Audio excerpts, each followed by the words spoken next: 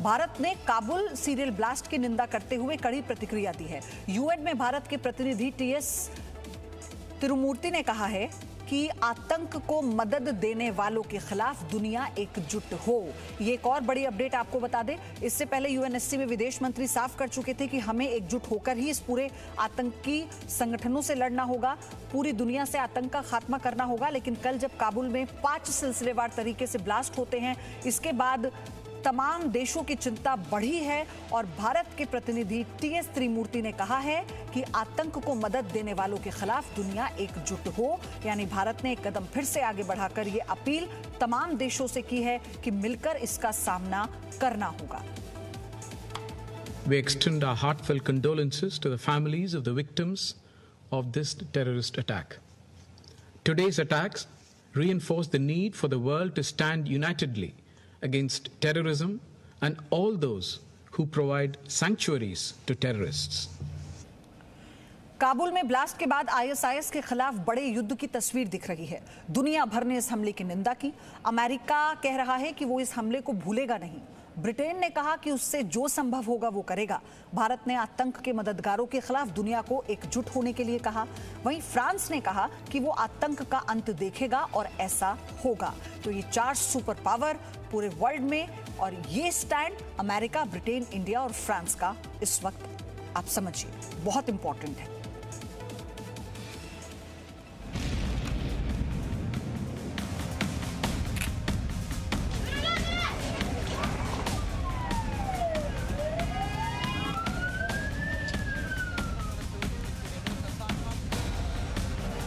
काबुल में सीरियल धमाका, super power भड़का। Tough day. बाइडेन का ऐलान, अब आईसिस से लेंगे इंतकाम।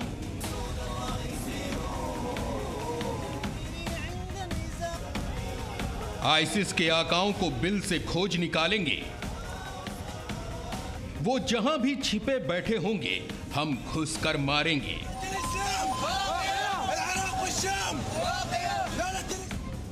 बुधवार को काबुल एयरपोर्ट के पास हुए सीरियल ब्लास्ट पर अमेरिका के राष्ट्रपति जो बाइडेन का सबसे बड़ा बयान सामने आया है। राष्ट्र के नाम संबोधन में जो बाइडेन का यह बयान आईसिस के खिलाफ ऐलाने जंग से कम नहीं। आईसिस की नींद उड़ाने वाली घोषणा करते हुए बाइडेन ने कहा कि काबुल हमले के गुनहगार बख्शे नहीं जाएंगे। अमेरिका उन्हें ढूंढ निकालेगा और उसके बाद उन्हें ऐसी सजा देगा जिसे याद रखेगा ISIS Khorasan. To those who carried out this attack, as well as anyone who wishes America harm, know this: we will not forgive. We will not forget. We will hunt you down and make you pay. Kabul हमले से बौखलाए अमेरिकी राष्ट्रपति Joe Biden सिर्फ इतने पर ही नहीं रुके। उन्होंने आगे ये भी कहा कि अमेरिकी सैनिकों की शहादत बेकार नहीं जाएगी। इस हमले से अमेरिका डरेगा नहीं।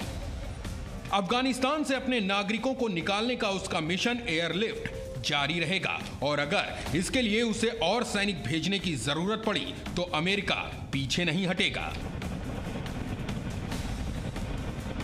We've been made aware by our intelligence community, the ISIS-K, an arch enemy, the Taliban, has been planning a complex set of attacks on the United States personnel and others.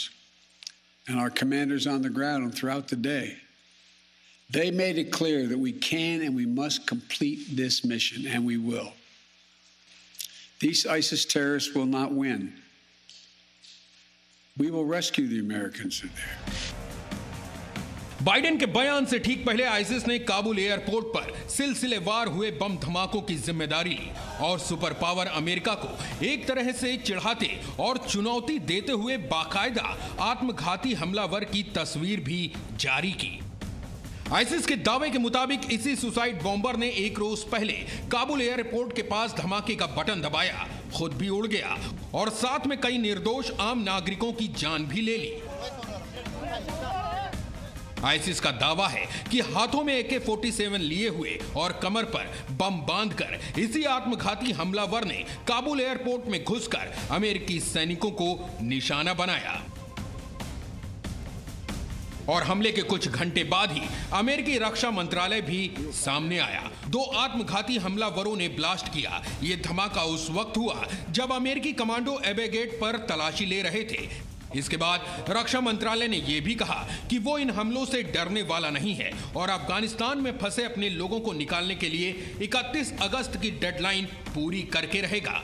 We know that they would like to lob a rocket in there if they could. We also know they aim to get a vehicle-borne suicide attack in if they can, from a small vehicle to a large vehicle. They're working all those options. And then we just seen their ability to deliver a walk-in, a vest-wearing suicide attacker.